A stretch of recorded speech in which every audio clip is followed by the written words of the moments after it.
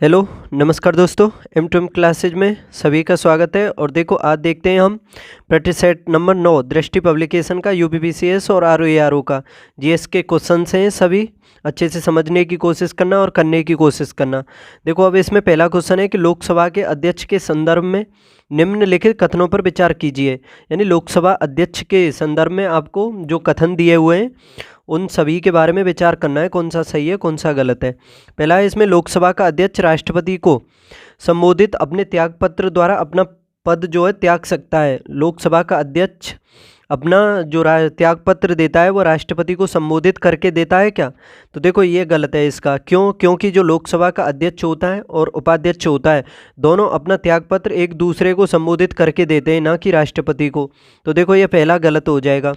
दूसरा, इसमें लोकसभा के उपस्थित और मत देने वाले सदस्यों के 2/3 बहुमत से पारित संकल्प द्वारा ही उसे अपने पद से हटाया जा सकता है। दोबारा देखो कि लोकसभा के उपस्थित और मत देने वाले सदस्यों के 2/3 बहुमत से पारित संकल्प द्वारा ही उसको हटाया जा सकता है। तो देखो, इसमें ये दूसरा भी गलत हो जाता है। देखो, दूसरे के बारे में बता दूं, जब लोकसभा अध्यक्ष को हटाने के लिए कोई प्रस्ताव यानी कोई विधेयक लाया जाता है तो उसकी सूचना लोकसभा अध्यक्ष को कम से कम 14 दिन पहले देनी होती है। और देखो, इसे हटाने के लिए ये संकल्प पारित जो करना होता है, इसमें ज़रूरत नहीं होती है, ये विशेष बहुमत की आवश्यकता नहीं होती है। इसको सामान्य बहुमत से भी पारित किया जा सकता है। यानी समझ सकते हो, जो लोकसभा के जो तत्कालीन सदस्य उस टाइम मौजूद होते हैं उनके सामान्य बहुमत से ही पारित किया जा सकता है ये संकल्प जो है।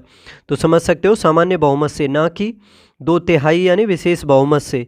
तो इसके ये दोनों ही गलत हैं। तो इसका आंसर हो जाएगा ना तो 1 और ना ही 2। कौन सा सही पूछा है? कोई सा सही नहीं है इसमें। नेक्स्ट देखते हैं अब, निम्नलिखित में से कौन हड़प्पा संस्कृति के उत्तरी सीमांत का निर्धारण करता है? हड़प्पा संस्कृति के उत्तरी सीमांत का निर्धारण करता है, यानी इन ऑप्शनों में देख सकते हो आप, उत्तर में कौन सा पड़ता है ये देखना है। देखो, मांडा, हड़प्पा, आलमगीरपुर और राखीगढ़ी, सबसे उत्तर में कौन सा है? हड़प्पा जो सभ्यता थी उसके बारे में पूछा है। देखो, इसके ऑप्शन को देखो, जो इसमें ऑप्शन ए में मांडा जी दिया हुआ है, तो इसी को आंसर समझ लो इसका। जो ये मांडा है ये सिंधु घाटी सभ्यता का सबसे उत्तरी स्थल है और ये जम्मू कश्मीर में है, चिनाब नदी के किनारे है। ठीक है, सबसे उत्तरी स्थल कौन सा है? मांडा। और देखो, हड़प्पा सबसे पुराना शहर है, इसमें खोजा गया सबसे पहला शहर कौन सा है? हड़प्पा। इसी वजह से इस सिंधु घाटी सभ्यता को हड़प्पा सभ्यता भी कहते हैं।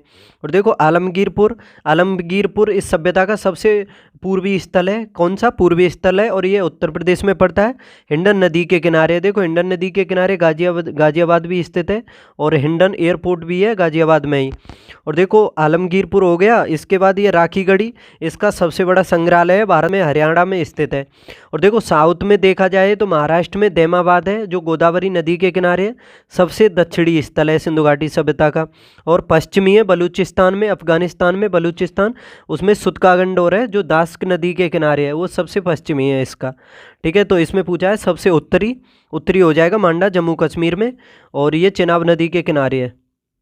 क्वेश्चन नंबर 3 देखते हैं अब, निम्नलिखित में से कौन भारत का 84वां शतरंज ग्रैंड मास्टर बना है? भारत का 84वां ग्रैंड मास्टर कौन बना? तो देखो, ये बनी है वैशाली रमेश बाबू। और देखो, वैशाली रमेश बाबू के बारे में बता दूं, जो आर प्रज्ञानंदा हैं, आर प्रज्ञानंदा की ये बहन है। और देखो, ये दोनों बहन भाइयों की एकमात्र पहली जोड़ी है भारत की जो ग्रैंड मास्टर दोनों बने, याद रखना। और ये वैशाली जो रमेश बाबू हैं 84वीं ग्रैंड मास्टर बनी है शतरंज में भारत की। और देखो, इसके बारे में एक पॉइंट और याद रखो कि इससे पहले देखा जाए तो कोनेरू हम्पी और हरिका द्रोणावल्ली ये दोनों महिला ग्रैंड मास्टर बन चुकी हैं। तो समझ सकते हो कि महिलाओं में ये तीसरी ग्रैंड मास्टर हैं भारत की, कोनेरू हम्पी और हरिका द्रोणावल्ली के बाद। ठीक है, वैशाली रमेश बाबू 84वीं शतरंज की ग्रैंड मास्टर। क्वेश्चन नंबर 4, राज्यपाल के संदर्भ में निम्नलिखित कथनों में से कौन सा कथन सही है? राज्यपाल के संदर्भ में पहला है इसमें, राज्यपाल की नियुक्ति राष्ट्रपति करता है तथा वह राष्ट्रपति के प्रसाद पर्यंत पद धारण करता है। तो देखो, पहला सही है, राष्ट्रपति के द्वारा ही नियुक्ति की जाती है और राज्यपाल राष्ट्रपति के प्रसाद पर्यंत ही पद धारण करता है। दूसरा है इसमें, राष्ट्रपति ही राज्यपाल को पद की शपथ ग्रहण करवाता है। राष्ट्रपति ही राज्यपाल को पद की शपथ ग्रहण करवाता है। देखो ये दूसरा गलत है। इसमें क्यों गलत है? देखो केंद्र में जैसे राष्ट्रपति को शपथ सर्वोच्च न्यायालय का मुख्य न्यायाधीश दिलाता है, उसी प्रकार राज्यों में राज्यपाल को शपथ आर्टिकल 159 में दिया हुआ है। राष्ट्रपति को जो शपथ दिलवाता है वो उच्च न्यायालय का मुख्य न्यायाधीश दिलवाता है। और अगर मुख्य न्यायाधीश जो है उच्च न्यायालय का, अगर वो अनुपस्थित रहता है तो उस न्यायालय का जो वरिष्ठतम यानी ज्येष्ठतम न्यायाधीश होता है वो शपथ दिलाता है। ठीक है, तो देखो ये सही है इसका। नहीं, सही नहीं है ये, कोई सा भी इसमें सही, पहला सही है, इसमें दूसरा गलत है। यानी पहला ये सही है कि राज्यपाल की नियुक्ति राष्ट्रपति करता है, वह राष्ट्रपति के प्रसाद पर्यंत पद धारण करता है, और इसको शपथ उच्च न्यायालय का मुख्य न्यायाधीश दिलाता है। तो समझ सकते हो पहला सही है, इसमें दूसरा गलत है। क्वेश्चन नंबर 5 देखो, अब उच्च न्यायालय के न्यायाधीशों के संदर्भ में निम्नलिखित में से कौन सा या कौन से सही हैं? देखो आपके लिए काफ़ी महत्वपूर्ण क्वेश्चन होंगे, यूजफुल होंगे, समझ लेना। और जीएस के सभी सब्जेक्टों के, हिस्ट्री, पॉलिटी, इकोनॉमिक्स, जियोग्राफी सभी हैं इसमें, करंट अफेयर्स के भी मिक्स हैं। अगर आपको इसकी पीडीएफ चाहिए तो वो भी टेलीग्राम चैनल है M2M क्लासेस, उस पर मिलेगी, और चैनल को सब्सक्राइब कर लो और शेयर भी कर दो। देखो इसमें उच्च न्यायालय के न्यायाधीशों के संदर्भ में निम्नलिखित कथनों में से कौन सा सही है उच्च न्यायालय के न्यायाधीशों के संदर्भ में? पहला है इसमें उच्च न्यायालय के न्यायाधीशों की नियुक्ति राष्ट्रपति द्वारा की जाती है। देखो उच्च न्यायालय के न्यायाधीशों या सर्वोच्च न्यायालय के न्यायाधीशों, दोनों की नियुक्ति की जाती है राष्ट्रपति के द्वारा, तो पहला तो ये सही है। दूसरा है इसमें उनकी नियुक्ति राज्यपाल द्वारा की जाती है। जब राष्ट्रपति के द्वारा नियुक्ति की जाती है तो राज्यपाल द्वारा क्यों की जाएगी? तो ये देखो दूसरा तो गलत हो गया। उनके वेतन राज्य की संचित निधि से प्रदान किया जाता है। जो उच्च न्यायालय के न्यायाधीश होते हैं, क्या उनको वेतन राज्य की संचित निधि से दिया जाता है? तो देखो इनको वेतन जो दिया जाता है उच्च न्यायालय के न्यायाधीशों को, ये राज्य की संचित निधि से ही दिया जाता है। लेकिन इनकी पेंशन जो दी जाती है वो केंद्र की संचित निधि से दी जाती है, याद रखना। तो देखो ये पहला सही है, तीसरा सही है। देखो पहले मैं बता दूं, राष्ट्रपति की नियुक्ति का जो उल्लेख है वो आर्टिकल है 217, याद रखना, पूछा भी जा सकता है। और ये जो इनके वेतन के बारे में जो संचित निधि के बारे में दिया हुआ है, ये आर्टिकल 202 का 3 है, उसमें दिया हुआ है। ठीक है, ये भी याद रख लेना। और देखो इनके सर्वोच्च उच्च न्यायालय के न्यायाधीशों के बारे में, और ये चौथा पॉइंट और जान लो कि उनको सेवानिवृत्ति के पश्चात पेंशन राज्य की संचित निधि से नहीं दी जाती है, याद रखना है। तो ये दूसरा गलत है। इसमें दिया हुआ है कि राज्य की संचित निधि से दी जाती है, तो ये गलत है। इसमें मैंने बताया अभी केंद्र की संचित निधि से दी जाती है, तो चौथा भी गलत हो जाएगा। 1 और 3 सही हैं इसके, ओनली ऑप्शन ए सही हो जाएगा। निम्नलिखित में से कौन सा एक युग्म सही सुमेलित नहीं है? एक साइड में तीर्थंकर और एक साइड में निर्वाण स्थल, यानी कहाँ पर मोक्ष की प्राप्ति हुई, कहाँ अपने प्राण त्यागे जो तीर्थंकर हैं, उसका ये मिलान करना है। और इसमें ये देखना है, नहीं मिलान नहीं करना है, ये देखना है कौन सा गलत है इसमें। ऋषभनाथ का निर्माण कहाँ पर हुआ था? ऋषभनाथ का, तो देखो ऋषभनाथ का जो निर्माण हुआ था ये अष्टापद में ही हुआ था, तो ये पहला तो सही है। दूसरा है इसमें वासुपूज्य। देखो वासुपूज्य जो थे ये 12वें तीर्थंकर थे जैन धर्म में। जैसे 24 तीर्थंकर हुए हैं, पहले ऋषभदेव और 24वें महावीर स्वामी। तो ये जो वासुपूज्य हैं ये 12वें हैं। और देखो इनका जो निर्माण हुआ था समेत पर्वत पर नहीं हुआ था, इनका हुआ था चंपापुरी में। कहाँ? चंपापुरी में, लिख देता हूँ, चंपापुरी में हुआ था इनका निर्माण। तो यही सुमेलित नहीं है इसमें, और यही इसका आंसर है। देखो नेमिनाथ का हुआ था उज्जयंत में हुआ था नेमिनाथ का। महावीर स्वामी का हुआ था पावापुरी में। तो बाकी सही है, आंसर है इसका ऑप्शन बी। क्वेश्चन नंबर 7 है, संविधान के निम्नलिखित में से किस अनुच्छेद में उपबंधित है कि विधि के प्राधिकार के बिना व्यक्तियों को संपत्ति से वंचित नहीं किया जाएगा? काफ़ी अच्छा क्वेश्चन है। संविधान के किस अनुच्छेद में दिया हुआ है कि विधि के प्राधिकार के बिना किसी भी व्यक्ति को संपत्ति से वंचित नहीं किया जाएगा? Article 300, article 301, 302। देखो इसमें 301 कर लो या फिर का कर लो, 301 कर लो इसे भी को। ठीक है, तो देखो इसके बारे में उल्लेख दिया हुआ है आर्टिकल 300A में, तो ऑप्शन बी इसका आंसर हो जाएगा। देखो आपको पता होगा पहले जो ये संपत्ति का अधिकार था या मौलिक अधिकार था, पहले 7 थे लेकिन वर्तमान में 6 हैं। तो इसको हटा दिया था 44वें संविधान संशोधन जो 1978 में हुआ था उसके द्वारा। इसको फिर 300A में विधिक अधिकार बना दिया गया और इसी में यही उल्लेख कर दिया कि विधि के प्राधिकार के बिना व्यक्तियों को संपत्ति से वंचित नहीं किया जा सकता है। ठीक है, तो ऑप्शन बी हो जाएगा इसका सही जवाब। क्वेश्चन नंबर 8 है, पादप कोशिका का रसोई घर कहते हैं, किसको कहते हैं पादप कोशिका का रसोई घर? अवर्णी लवक को, वर्णी लवक को, हरित लवक को या माइटोकॉन्ड्रिया को? पादप कोशिका का रसोई घर।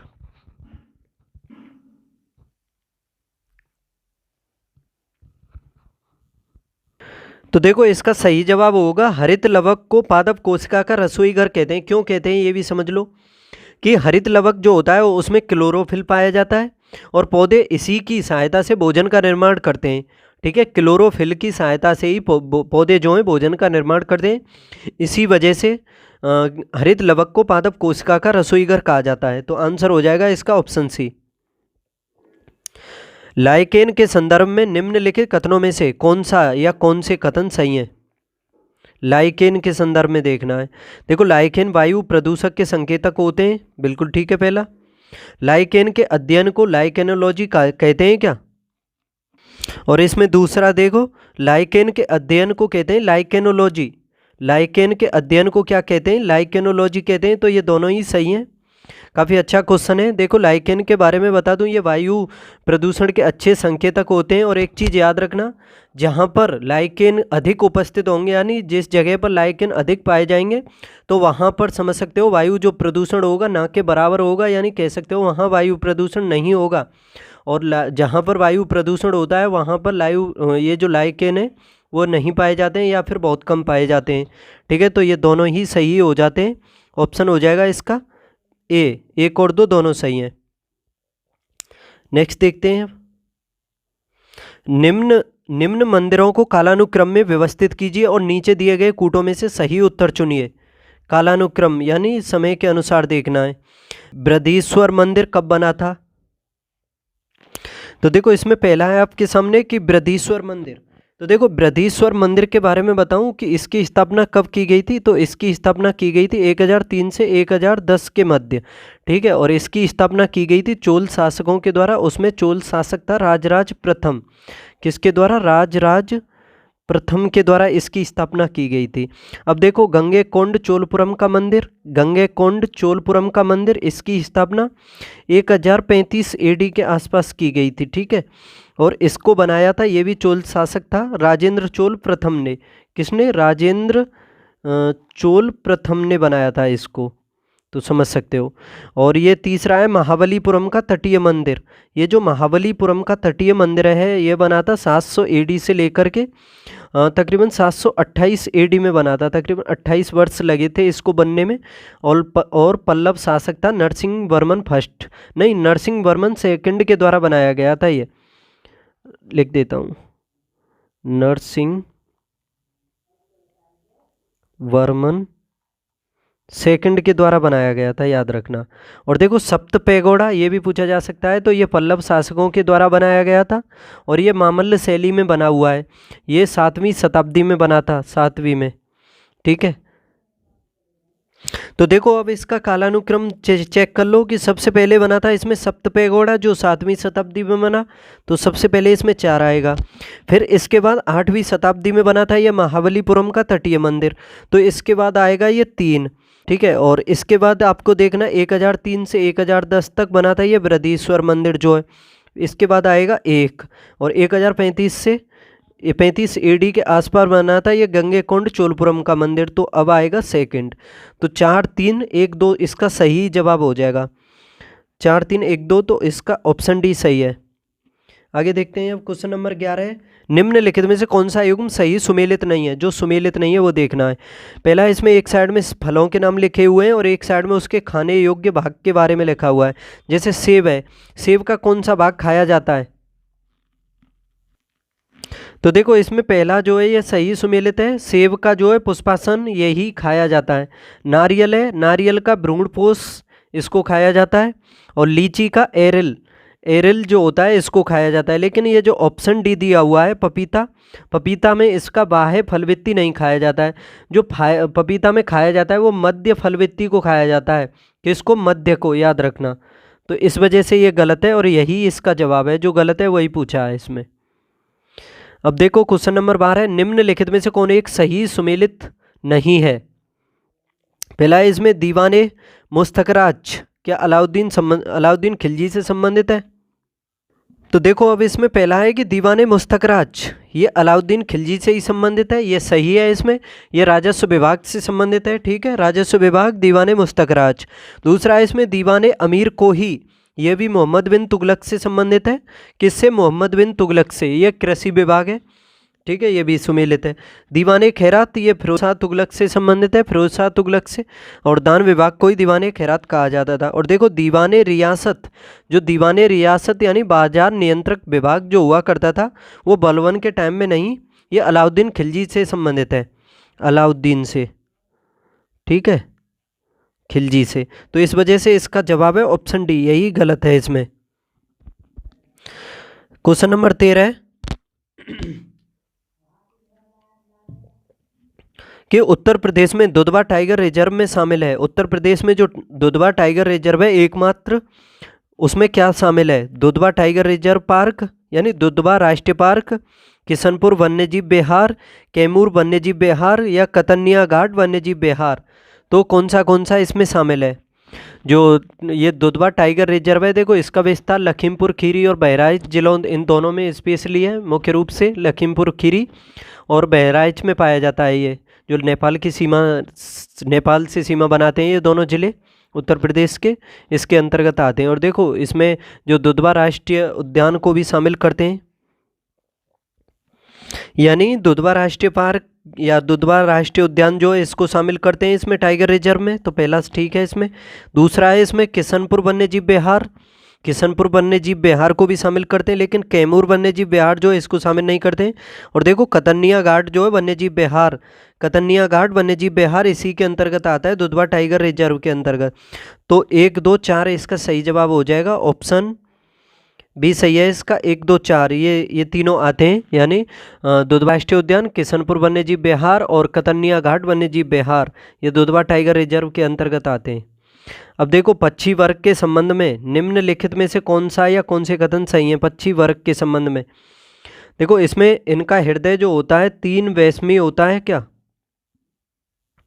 तो देखो ये इसमें पहला जो है ये गलत दिया हुआ है, क्योंकि पक्षियों और स्तनधारियों का जो हृदय होता है वो 4 कोष्ठीय होता है, यानी इसमें 3 वैश्मी नहीं होता है, 3 कोष्ठीय नहीं होता है। इसमें 2 आलिंद और 2 निलय होते हैं, पक्षियों में भी और स्तनधारियों में भी, ठीक है। तो इसमें पहला गलत है। और देखो इसमें मूत्राशय का अभाव पाया जाता है, क्या इसमें मूत्राशय का अभाव पाया जाता है? तो देखो इसमें मूत्राशय जो होता है वो अनुपस्थिति ही रहता है इसमें पक्षियों में, तो इस वजह से ये दूसरा सही है, इसमें पहला गलत है, ऑप्शन बी सही हो जाएगा इसका जवाब। क्वेश्चन नंबर 15, अब इसमें मिलान करना है आपको।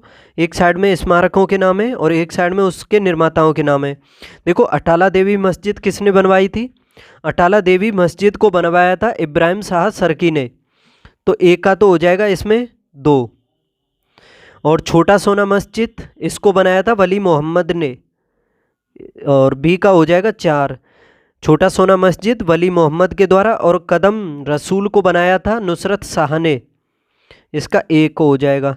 और अदीना मस्जिद पांडुआ ये बनाई थी सिकंदर शाह ने, तो इसका 3 हो जाएगा। दोबारा देखो, अटाला देवी मस्जिद इब्राहिम शाह सरकी ने, छोटा सोना मस्जिद वली मोहम्मद ने, कदम रसूल ये नुसरत शाह ने, अदीना मस्जिद पांडुआ ये सिकंदर शाह ने बनाई थी। काफ़ी महत्वपूर्ण क्वेश्चन है, स्क्रीनशॉट ले सकते हो इसका। तो देखो इसका सही जवाब है 2, 4, 1, 3, ऑप्शन में देख लो 2, 4, 1, 3, तो ऑप्शन बी इसका सही है। मानव में लाल रक्त कणों यानी आरबीसी के विषय में कौन सा कथन सत्य नहीं है? आरबीसी के संबंध में कौन सा कथन है जो सही नहीं है, ये देखना है। देखो सामान्यतः इनमें केंद्रक नहीं होता है, क्या आरबीसी में केंद्रक नहीं पाया जाता है? तो देखो ये पहला सही है, इसमें इनमें केंद्रक नहीं पाया जाता है, पहला तो सही है इसमें। दूसरा है इसमें इनका निर्माण अस्थि मज्जा में होता है। क्या आरबीसी का निर्माण अस्थि मज्जा में होता है? देखो इनका निर्माण तो अस्थि मज्जा में ही होता है आरबीसी का, लेकिन इनकी मृत्यु होती है प्लीहा में। पूछा जा सकता है कि आरबीसी की मृत्यु कहाँ होती है, तो प्लीहा में होती है, और इनका निर्माण होता है अस्थि मज्जा में। तो देखो ये दूसरा भी सही है। देखो प्लीहा को लाल रक्त कणों की कब्र कहा जाता है। जब इनका मृत्यु होती है तो कब्र भी कह सकते हो, ठीक है। तीसरा भी सही है इसका, यानी प्लीहा को लाल रक्त कणिकाओं की आरबीसीज की कब्र कहा जाता है, तो ये भी ठीक है। और देखो इनका जीवन काल जो होता है वो 120 दिन होता है, लगभग 120 दिन होता है आरबीसी का जीवन काल, ना कि 3 से 5 दिन। तो ये चौथा जो है इसमें ऑप्शन डी ये गलत है, और यही जवाब है इसका। क्वेश्चन नंबर 17 देखो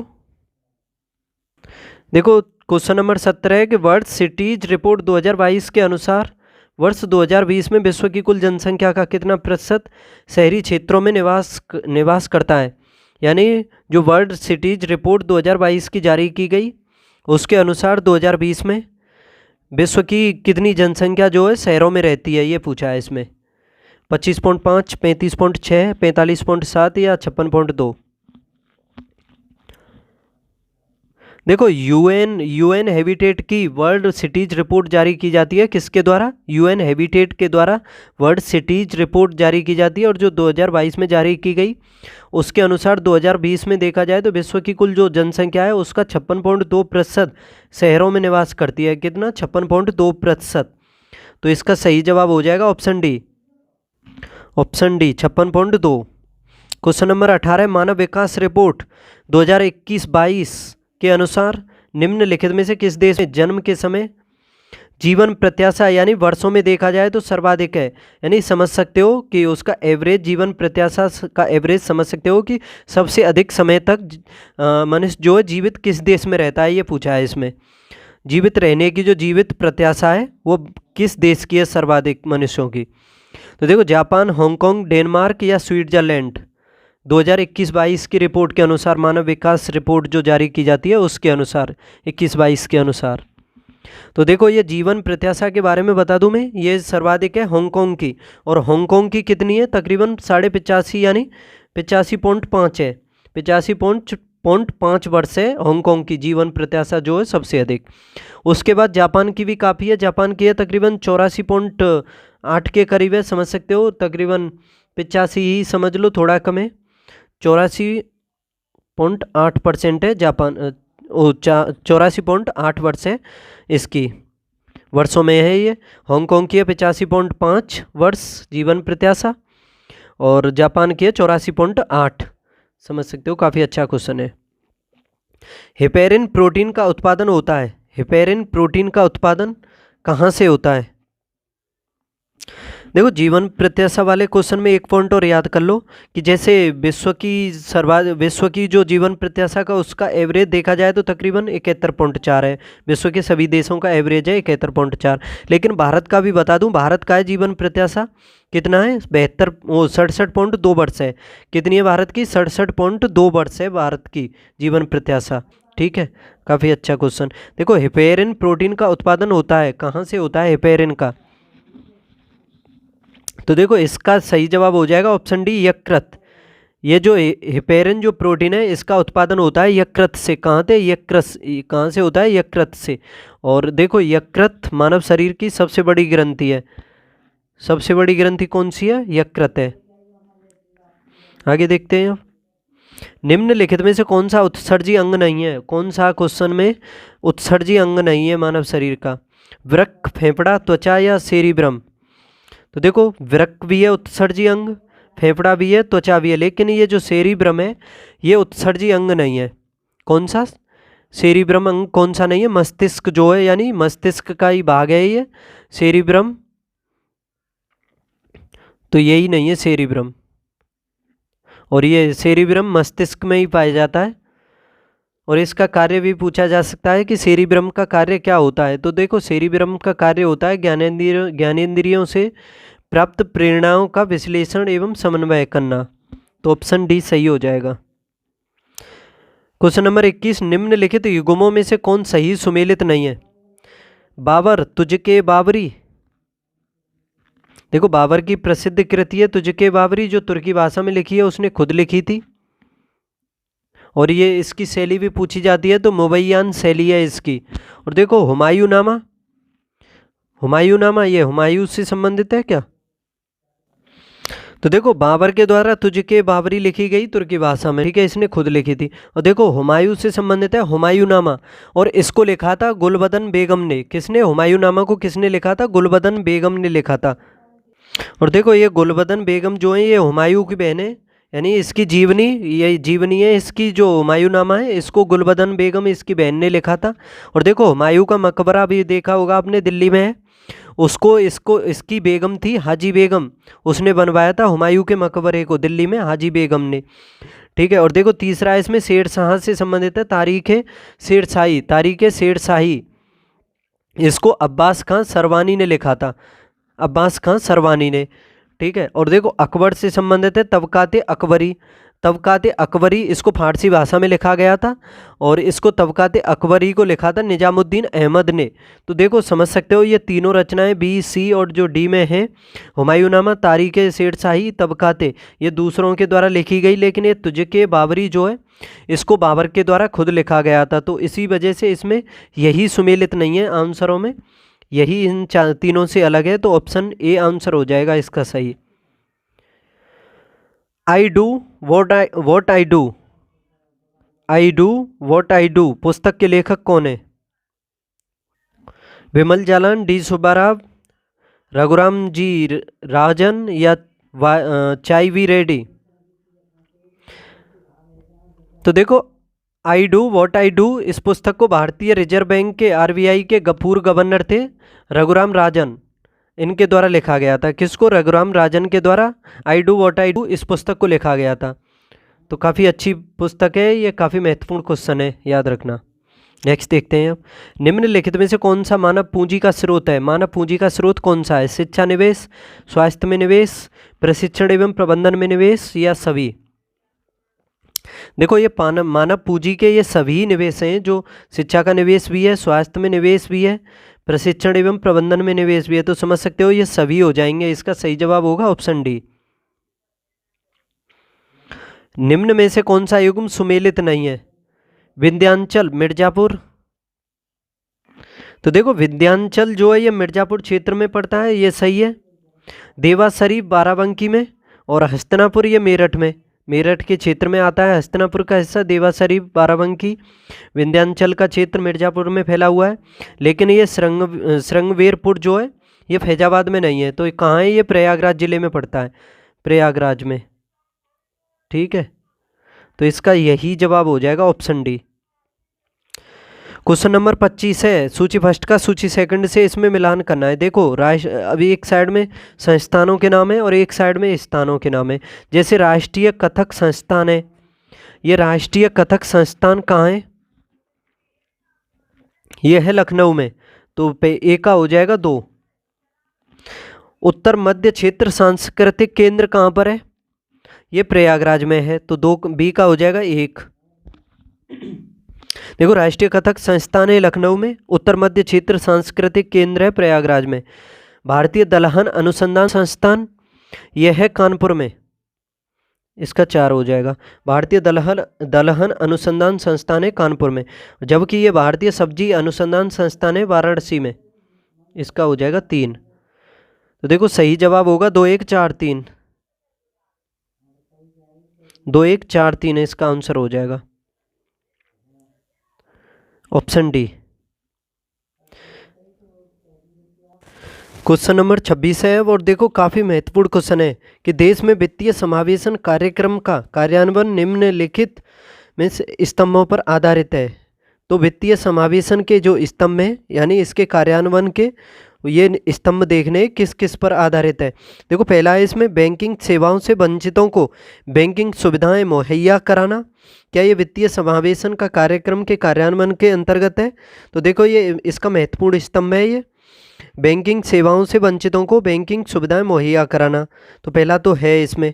दूसरा है असुरक्षितों को सुरक्षित करना, तो दूसरा भी है। तीसरा देखो वित्त से वंचितों का वित्त पोषण करना, वित्त से वंचितों का वित्त पोषण करना, तो ये तीनों ही हैं। और चौथा है इसमें विश्व स्तरीय आकार के बैंक बनाना। तो देखो इसमें ऑप्शन डी जो दिया हुआ है ये सही नहीं है, इसका इससे कोई संबंध नहीं है। तो पहला 1, 2 और 3 इसके सही जवाब हो जाएंगे।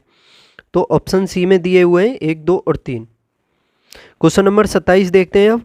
उत्तर प्रदेश के निम्नलिखित में से कौन सा जिला है जो संतरे का सर्वाधिक उत्पादक है? इन चारों में से देखना है कौन से जिले में सबसे अधिक संतरे का उत्पादन होता है। तो देखो सहारनपुर में होता है संतरे का सर्वाधिक उत्पादन, उत्तर प्रदेश में। ठीक है, तो ऑप्शन सी सही हो जाएगा, सहारनपुर। केंद्र सरकार द्वारा 16वें वित्त अध्यक्षता में किया गया है आयोग का गठन किसकी अध्यक्षता में? 16वें वित्त आयोग का गठन किसकी अध्यक्षता में किया गया है? तो देखो इसका सही जवाब होगा option A, doctor Arvind Panagariya की अध्यक्षता में 16वें वित्त आयोग का गठन किया गया है। देखो 2 पॉइंट और याद रखना। पहले वित्त आयोग के अध्यक्ष तो थे केसी नियोगी, और 15वें वित्त आयोग के अध्यक्ष थे NK सिंह। पहले के कौन? केसी नियोगी, 15वें के NK सिंह, और 16वें वित्त आयोग के अध्यक्ष बने अरविंद पनगड़िया। क्वेश्चन नंबर 29 देखते हैं अब। सर्वाधिक जैव विविधता कहाँ पाई जाती है? सर्वाधिक जैव विविधता, तो देखो ये जो पाई जाती है उष्ण कटिबंधीय वर्षा वनों में पाई जाती है। जहाँ पर टेम्परेचर अधिक होगा और जहाँ पर वर्षा अधिक होगी, यानी 200 सेंटीमीटर से अधिक वार्षिक वर्षा जिस क्षेत्र में होती है वहाँ पर उष्ण कटिबंधीय सदाबहार वन पाए जाते हैं, और उन्हीं क्षेत्रों में सबसे अधिक जैव विविधता पाई जाती है। जैसे अमेजन के क्षेत्र देखे होंगे, अमेजन के जो वर्षा वन के जो क्षेत्र हैं उन सभी में सबसे अधिक जैव विविधता पृथ्वी पर पाई जाती है, और इसी वजह से उनको पृथ्वी का फेफड़ा कहा जाता है। तो इसका सही जवाब क्या हो जाएगा? ऑप्शन ए, उष्ण कटिबंधीय वर्षा वनों में सबसे अधिक जैव विविधता पाई जाती है। तो ऑप्शन ए सही जवाब हो जाएगा इसका। क्वेश्चन नंबर 30 है। भारत में कृषि उत्पादों के बाजार को किसके अधीन विनियमित किया जाता है? कृषि उत्पादों के बाजार को किसके अधीन विनियमित किया जाता है? तो देखो किसके अधीन किया जाता है विनियमित कृषि उत्पादों को? तो देखो इसका सही जवाब होगा ऑप्शन बी, राज्यों द्वारा अधिनियमित कृषि उत्पाद विपणन समिति अधिनियम। इसके द्वारा भारत में कृषि उत्पादों के बाजार को विनियमित किया जाता है। किसके द्वारा? राज्यों द्वारा अधिनियमित कृषि उत्पाद विपणन समिति अधिनियम के द्वारा। तो इसका सही जवाब हो जाएगा ऑप्शन बी, यानी इसे ऐसे भी कह सकते हो APMC acts, APMC act. Next देखते हैं अब। सूची फर्स्ट का सेकंड से मिलान करो। अब देखो एक साइड में तीर्थ स्थलों के नाम है और एक साइड में नगर या जिस जगह पर वो जो तीर्थ स्थल है उसके बारे में है। यानी एक साइड में तीर्थ स्थल का नाम और एक साइड में नगर या उस स्थान का नाम। देखो चक्रतीर्थ जो है ये नैमिषारण्य में है। चक्रतीर्थ का ए का हो जाएगा 4, और गोविंद देव मंदिर ये वृंदावन में है, तो बी का हो जाएगा 3। सलीम चिश्ती की दरगाह ये फतेहपुर सीकरी में है। सलीम चिश्ती की दरगाह है फतेहपुर सीकरी में, इसका 2 हो जाएगा। बौद्ध एवं जैन मंदिर ये कौशाम्बी में, तो इसका 1 हो जाएगा। 4, 3, 2, 1 इसका सही जवाब होगा, तो ऑप्शन डी। क्वेश्चन नंबर 32 है। एक साइड में अधिनियम है और एक साइड में उससे संबंधित वर्ष हैं, मिलान करना है। देखो MRTP एक्ट ये कब का है? MRTP एक्ट तो देखो ये 1969 का है। कब का? 1969 का, तो ए का हो जाएगा 3। इंडस्ट्रीज यानी development and regulation act, industry act कब का है ये? तो देखो ये 1951 का है, बी का हो जाएगा 4। न्यूनतम मजदूरी अधिनियम है 1948 का, इसका 1 हो जाएगा। और फेरा कब का है? फॉरेन एक्सचेंज रेगुलेशन एक्ट, तो यह है 1973 का, इसका 2 हो जाएगा। 3, 4, 1, 2 इसका सही जवाब होगा। 3, 4, 1, 2 ये ना, 3 4 1 2, तो इसका सही जवाब हो जाएगा ऑप्शन सी। क्वेश्चन नंबर 33 है अब, संघीय बजट 2023-24 में विनिवेश से प्राप्ति का लक्ष्य रखा गया। कितना रखा गया है 2023-24 के बजट में? विनिवेश से, विनिवेश देखो, विनिवेश और निवेश, यानी निवेश तो जैसे हम निवेश करते हैं किसी में, देखो इसमें पहले निवेश को समझो कि निवेश, पता है निवेश ऐसा व्यय होता है जो आगे फिर उत्पादन, यानी उत्पादन के माध्यम से या किस कैसे भी समझ सकते हो, जो आगे भविष्य में जो लाभ देता है, यानी जिसके द्वारा हमें लाभ की प्राप्ति होगी आगे, उसी को हम निवेश कहेंगे। यानी और शॉर्ट में समझो कि निवेश जो उत्पादन क्षमता में आगे वृद्धि कर सकता है।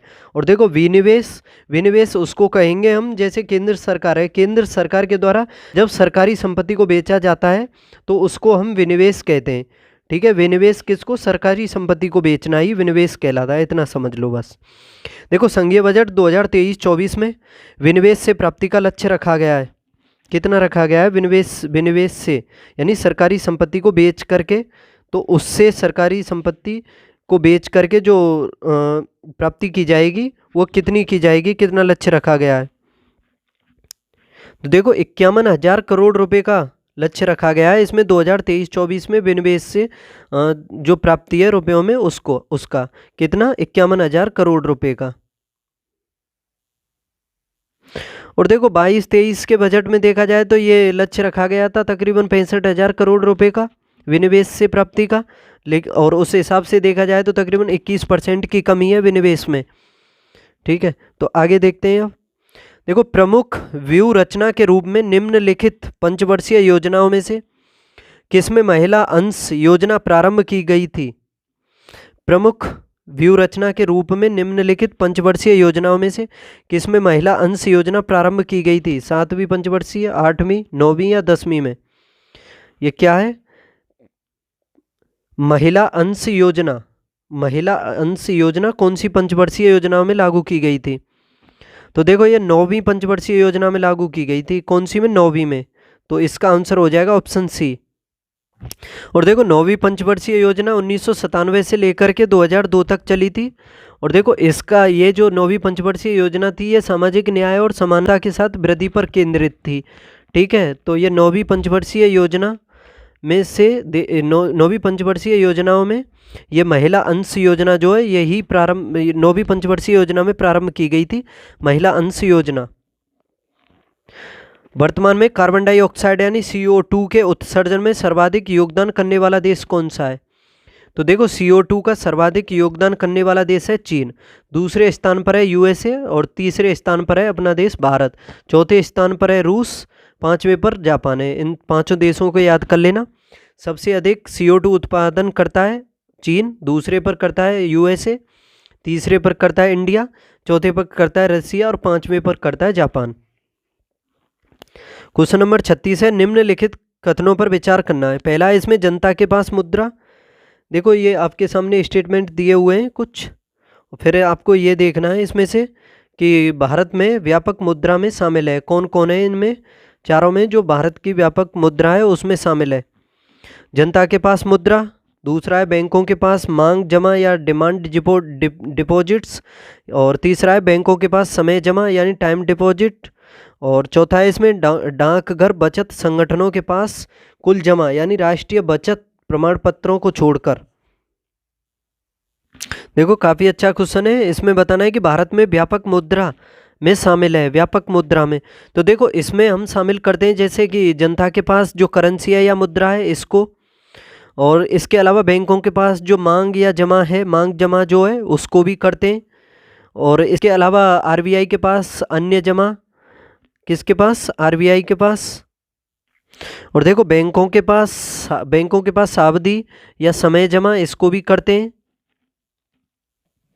लेकिन इसमें ये जो 4 में दिया हुआ है डाकघर बचत संगठनों के पास कुल जमा, ये इसमें शामिल नहीं करते हैं। तो इसका जवाब हो जाएगा ऑप्शन सी 1, 2 और 3। क्वेश्चन नंबर 37 है, राष्ट्रीय खेल पुरस्कार 2023 के संदर्भ में निम्नलिखित कथनों पर विचार कीजिए। राष्ट्रीय खेल पुरस्कार 2023 के संदर्भ में तो देखो इसमें पहला है कि मेजर ध्यानचंद खेल रत्न पुरस्कार टेनिस खिलाड़ी चिराग चंद्रशेखर शेट्टी वह सात्विक साईराज रंकीरेड्डी को दिया गया है। काफ़ी अच्छा क्वेश्चन है, बताना है। क्या मेजर ध्यानचंद जो खेल का सर्वोच्च सम्मान है, ये जो पुरस्कार है टेनिस खिलाड़ी हैं चिराग चंद्रशेखर रेड्डी और सात्विक साईराज रंकीरेड्डी को प्रदान किया गया है।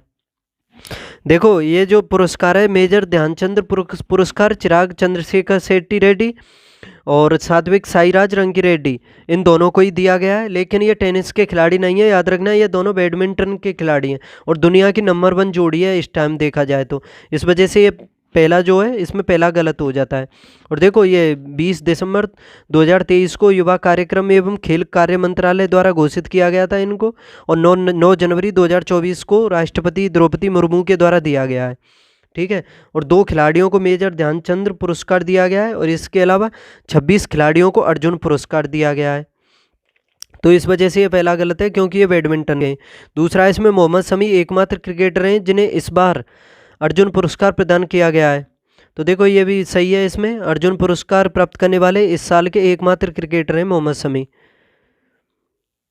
तो इसका सही जवाब हो जाएगा ऑप्शन बी।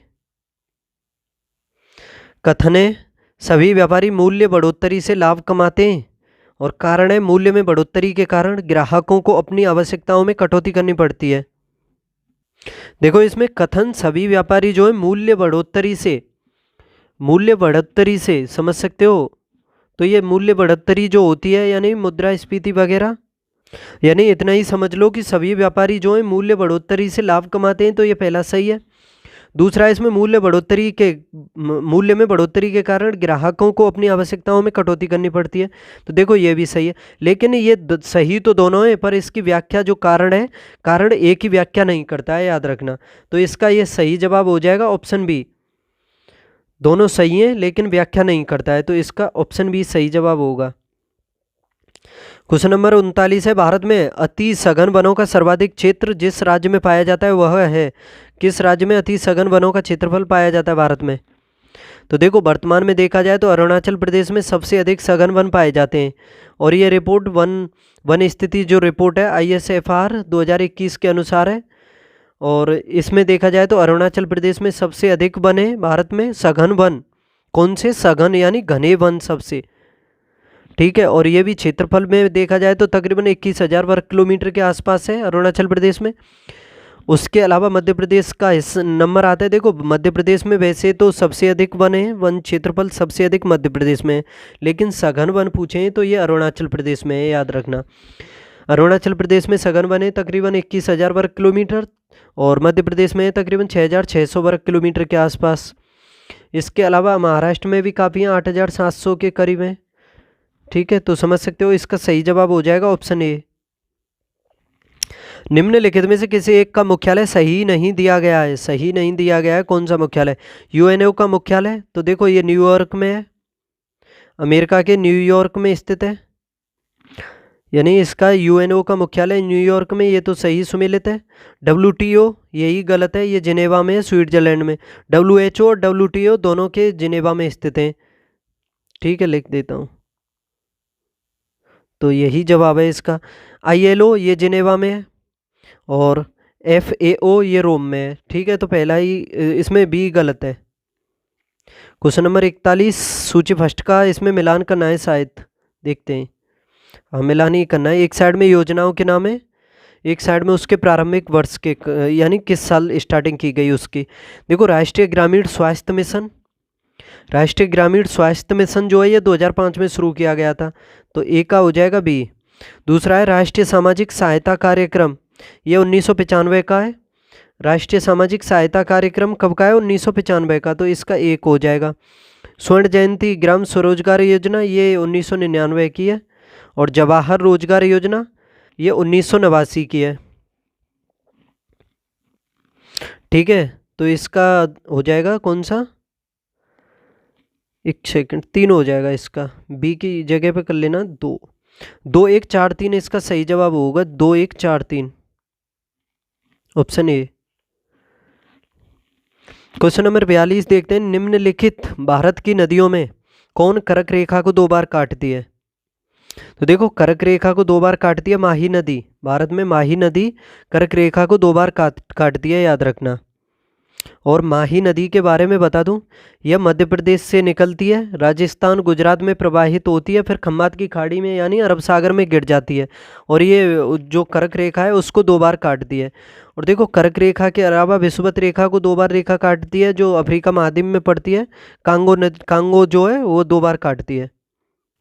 ठीक है, कांगो यानी जायरे भी कह सकते हो, वो विषुवत रेखा को 2 बार काट दिया। एक लिम्पोपे नदी और है अफ्रीका की, लिम्पोपे, वो मकर रेखा को 2 बार काटती है। ठीक है, तो सही जवाब है ऑप्शन ए। क्वेश्चन नंबर 43 देखते हैं। एक साइड में जैव मंडल रिजर्वों के नाम है और एक साइड में उसकी अवस्थिति के बारे में दिया हुआ है।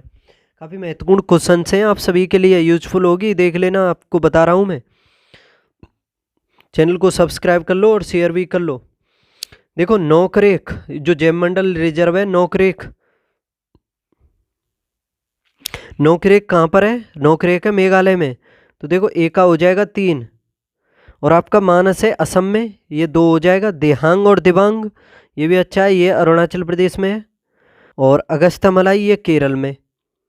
ठीक है, तो आंसर हो जाएगा 3 2 4 1, 3 2 4 1, 3 2 4 1 ऑप्शन बी। देखो, इसके अलावा अगस्त्यमलाई बता दिया मैंने, केरल में। एक सिमलीपाल और भीतरकनिका, वो दोनों कहाँ पड़ते हैं? चलो सिमलीपाल ही देख लो, जैव मंडल जो रिजर्व है वो उड़ीसा में है। इसके अलावा भीतरकनिका भी उड़ीसा में पड़ता है। एक कंचनजंगा है, वो सिक्किम में है। शीत मरुस्थल हिमाचल प्रदेश में है। पंचमढ़ी भी पूछी जाती है, मध्य प्रदेश में। नंदा देवी उत्तराखंड में है। ठीक है, तो ये सभी आप याद कर सकते हो। अब देखो, एक साइड में योजनाओं के बारे में दिया हुआ है और एक साइड में उसके उद्देश्यों के बारे में। जैसे एक पहली योजना है, इसमें उदय यानी UDAY कह सकते हो इसे, उदय जो योजना है UDAY, इसका संबंध यानी इसका उद्देश्य क्या है? तो देखो, UDAY यानी उदय योजना का है विद्युत वितरण करने वाली कंपनियों का वित्त पोषण करना। कौन सा सही जवाब होगा इसका? एक का हो जाएगा 4, विद्युत वितरण करने वाली कंपनियों का वित्त पोषण करना उदय योजना का प्रमुख उद्देश्य है। दूसरी है हृदय योजना। हृदय योजना यानी इसे कह सकते हो HRIDAY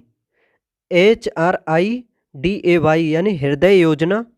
इसका महत्वपूर्ण उद्देश्य है विरासत वाले शहरों का संरक्षण एवं पुनर्जीवन करना। हृदय से समझ रहे होंगे जीवन, पुनर्जीवन, जिसका जीवन होता है उसी के अंतर्गत तो होता है हृदय, तो उस हिसाब से समझ लो। विरासत वाले शहरों का संरक्षण एवं पुनर्जीवन करना, तो बी का हो जाएगा 3, 4 3 हो गया। और आपका है अमृत, AMRUT यानी अमृत योजना। तो देखो, शहरों में मूलभूत संरचना सुधार करना इसका महत्वपूर्ण उद्देश्य है, तो इसका हो जाएगा 2। स्वच्छ भारत मिशन, ये सार्वभौमिक स्वच्छता से संबंधित है, सिंपल है। 4 3 2 1 ऑप्शन डी। अब है क्वेश्चन नंबर 45। वर्ष 2023 में गरीबी उन्मूलन हेतु अंतर्राष्ट्रीय दिवस का विषय क्या था? वर्ष 2023 में गरीबी उन्मूलन हेतु अंतर्राष्ट्रीय दिवस का विषय क्या था? काफ़ी अच्छा क्वेश्चन है। देखो, 17 अक्टूबर को मनाया जाता है अंतर्राष्ट्रीय गरीबी उन्मूलन के लिए मनाया जाता है अंतर्राष्ट्रीय दिवस, 17 अक्टूबर को, याद रखना। तो इसका जो विषय था वो पूछा है इसमें। तो देखो, इसका ऑप्शन ए में जो दिया हुआ है, समुचित कार्य एवं सामाजिक सुरक्षा, सभी के लिए सम्मान को व्यवहार में लाना, यही है ऑप्शन ए इसका सही जवाब। ठीक है, आगे देखते हैं। नीचे 2 कथन दिए गए जिसमें से एक को अभिकथन और दूसरे को कारण कहा गया है। तो देखो, पहले अभिकथन देखते हैं कि पारिस्थितिकी तंत्र के विविध अवयव आपस में एक दूसरे पर निर्भर नहीं होते हैं। तो देखो, ये तो गलत है बिल्कुल। पारिस्थितिकी तंत्र के विविध अवयव आपस में एक दूसरे पर निर्भर ही होते हैं। और दूसरा इसमें कारण है कि मानव क्रियाओं से वातावरण प्रभावित होता है। तो देखो, ये सही है। इसमें मानव क्रियाएं काफ़ी जिम्मेदार होती हैं वातावरण प्रभावित करने के लिए। आपको सभी को पता ही होगा, जैसे ग्लोबल वार्मिंग हो रही है तो काफ़ी महत्वपूर्ण है, ये काफ़ी जिम्मेदार है वातावरण परिवर्तन के लिए। तो सही हो जाएगा इसका। कथन गलत है, कारण सही है। ए गलत है, 8 सही है, ऑप्शन डी। अब आगे क्वेश्चन है 47वां कि वर्ष 2022 में वाणिज्यिक सेवाओं के व्यापार में किस देश की अधिकतम हिस्सेदारी है। 2022 में वाणिज्यिक सेवाओं के व्यापार में किस देश की अधिकतम हिस्सेदारी है। चीन, फ्रांस, जर्मनी, यूएसए। तो देखो इसका सही जवाब क्या है, ऑप्शन डी, यूएसए। इसका सही जवाब होगा यूएसए, यानी 2022 में वाणिज्यिक सेवाओं के व्यापार में यूएसए की सबसे अधिक हिस्सेदारी है। क्वेश्चन नंबर 48 है, नई विदेश व्यापार नीति 2023 के तहत निम्नलिखित में से कौन निर्यात हेतु उत्कृष्ट शहर नहीं है। नई विदेश व्यापार नीति 2023 के तहत निम्नलिखित में से कौन निर्यात हेतु उत्कृष्ट शहर नहीं है। फरीदाबाद, वाराणसी, मिर्जापुर और कन्नौज में से।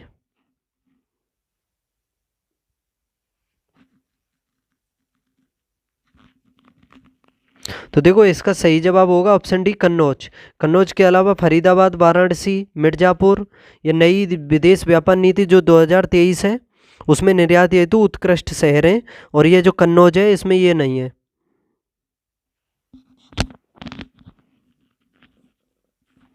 आगे देखते हैं अब। देखो इसमें नई विदेश व्यापार नीति के बारे में बात करूं, इसमें चार नए शहर हैं, जैसे कि फरीदाबाद है, मुरादाबाद है, मिर्जापुर है और वाराणसी है, उत्तर प्रदेश के ये। आगे देखते हैं अब। कार्डमम पहाड़ियाँ जिन राज्यों की सीमाओं पर स्थित हैं वे हैं, किस किस राज्य के मध्य स्थित हैं कार्डमम की पहाड़ियाँ। इलायची पहाड़ियाँ, कार्डमम की पहाड़ियाँ। तो देखो ये केरल और तमिलनाडु की सीमाओं पर स्थित है, केरल और तमिलनाडु। तो इसका सही जवाब होगा ऑप्शन सी। आज का लास्ट क्वेश्चन है, एक साइड में जनजातियों के बारे में लिखा हुआ है, जनजातियों के नाम, और एक साइड में उनकी अवस्थिति यानी कहाँ पर पाई जाती हैं। देखो जारवा, सेंटली, सोमपेन ये जनजातियाँ पाई जाती हैं अंडमान निकोबार में। तो ये पहले का हो जाएगा 4। कुकी जनजाति जो पाई जाती है मणिपुर में पाई जाती है, 3 हो जाएगा। थारू जनजाति जो पाई जाती है ये उत्तर प्रदेश में पाई जाती है, थारू 1 हो जाएगा। गोंड पाई जाती है ये मध्य प्रदेश में, 2 हो जाएगा। तो 4, 3, 1, 2 इसका सही आंसर होगा, 4, 3, 1, 2। तो ऑप्शन बी आंसर हो जाएगा इस तरह। दोस्तों ये प्रैक्टिस सेट नंबर 9 कवर होता है, आज कंप्लीट हो गया। 50 क्वेश्चन हमने डिस्कस किए, डेली की तरह काफ़ी महत्वपूर्ण क्वेश्चन हैं एग्जाम से संबंधित। आपके चैनल को सब्सक्राइब कर लो, लाइक शेयर भी कर दो और पढ़ते रहो। कल मिलते हैं फिर अगले प्रैक्टिस सेट 10वीं प्रैक्टिस सेट के साथ। बाय।